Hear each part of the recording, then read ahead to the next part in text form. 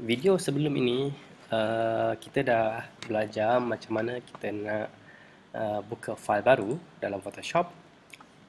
Kali ini kita akan tengok dan berkongsi macam mana kita nak save simpan fail ni dalam beberapa format yang biasa kita gunalah. Okey. Jadi ini adalah satu canvas yang kita dah buat. Okey, kita dah rotate. Saya dah rotate dalam bentuk horizontal. Okey, ini title lah. Saya gunakan text tools. Ini. Okey, kita belajar nanti lah. Okey, kali ini kita tengok macam mana kita nak save file ini. Okey. So, macam software-software lain yang biasa kita guna. Okey. Untuk save, kita akan pergi ke menu file. Okey, kita cari save dan juga save as. Okey. Save berfungsi dalam Photoshop ada 3. Save, save as, save for web. Okey. Satu lagi export lah. Kalau nak export ke software macam Illustrator, render untuk video dan sebagainya lah. Okey, bergantung pada software yang kita dah install, sama ada dia ada extension atau tidak. Okey. So kali ni kita akan tengok save as dan save for web. Okey, pertama sekali save. Okey, kalau kita save, kita tekan fungsi save untuk file yang memang baru kita buat dan kita tak save sebelum ni. Maknanya ini adalah file yang barulah, untitled. Macam nampak. So untitled maknanya in this one tak save lagi. Okey. So file save. Okey. So dia akan bagi satu prompt untuk tanya kita save di mana. Okey, jadi nampak dia dah automatic dekat sini dah untitled one recovered PSD. So PSD adalah file Photoshop, mana editable Photoshop file. Okey, so dekat sini kita ada satu, kita akan create folder lah. Okey, kita akan create folder. Saya akan create folder dalam satu folder yang barulah. Okey, create new folder. Contoh project 1. Create folder, kita akan save lah. Okey, save dan sebagai PSD. Okey, maksudnya project 1. Okey, so bila kita save dalam bentuk PSD, okey, jadi apa saja editing file yang kita berlaku dalam Photoshop ni kita boleh buka dan edit kembali. Contohnya kita buat effects, okay, layer, blending, bold, shadow, semua kita boleh adjust balik lah. Okay. Kalau kita save dalam bentuk PSD ataupun Photoshop format ni. Okay. Dan kita klik save. Okay, maximize. Okay. Mana dia save. So kalau kita tengok dekat kita project tab, project 1 PSD. Okay, mana kita dah save lah ni. Okay.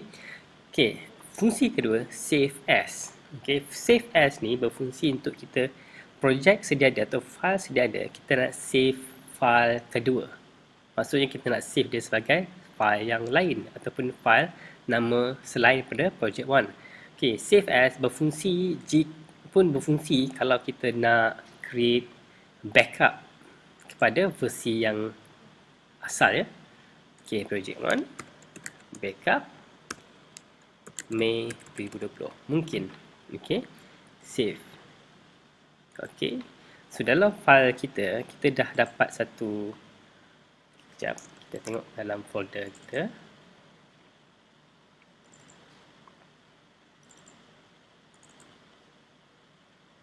Okay, so bahan yang sama tapi projek yang berbeza.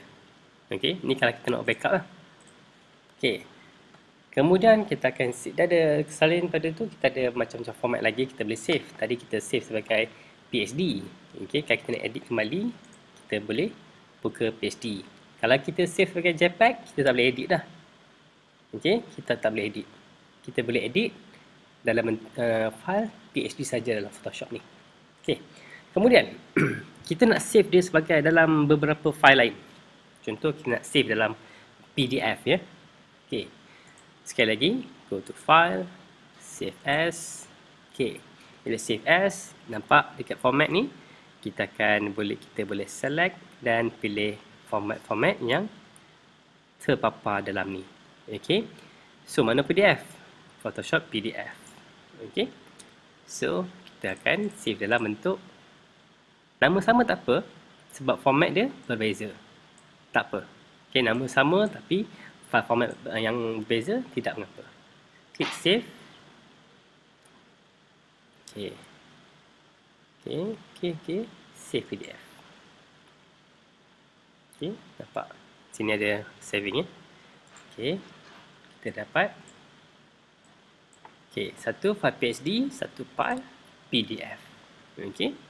Kemudian kita nak save sebagai JPG. Okey, go to file, save as. Okey, dan kita boleh save sebagai JPG. Ini dia. Okey, nampak JPG. Save. Okey, kita boleh set quality dia. Okey. So, quality rendah, size file kecil. Nampak dia dah preview kat sini berapa file size dia. Tapi kalau quality besar, file dia 132.5 KB. Okey. Klik OK. Alright. Kita nampak ada 4 file lah. JPEG, PDF, PSD. Okey. Kena ingat ya, kalau kita nak buat editing mesti dalam format PSD. This one, dua ni adalah publish version. Okey, baik untuk kita send untuk publication, untuk JPEG dan PDF lah.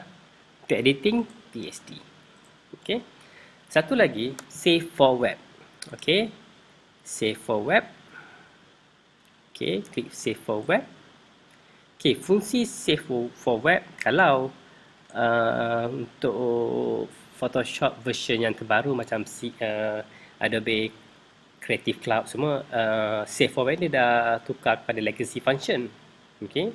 So, save for web. Apa fungsi save for web? Save for web adalah di mana kita boleh set quality image ni dan juga size dia untuk kita publish on website.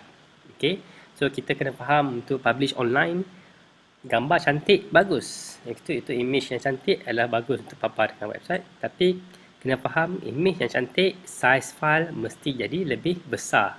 Okay, bila file besar, load time untuk website tu akan terjejas lah. Okay, so sini kita boleh compare. Okay, compare and for up. So, nampak lah.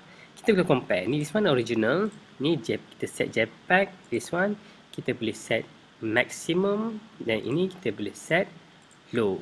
Okay. So, kita boleh bezakan. Okay. Kita boleh. Nampak.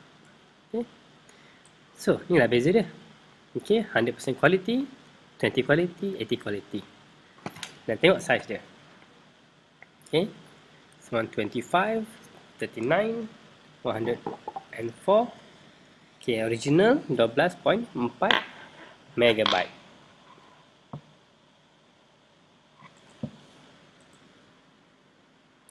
Okay, jadi bila kita dah set macam ni, kita dah cari image yang kita pada hemat kita dah optimize pada mata dan load time yang sesuai. Jadi kita akan pilih lah file mana kita nak save. Okay, kita boleh set file type JPG ataupun PNG atau GIF. Okay, dan image size ni tersebut. Okay, kita boleh set directly ataupun kita guna percentage 50%, enter. So dia akan resize 50% less lah. Okay,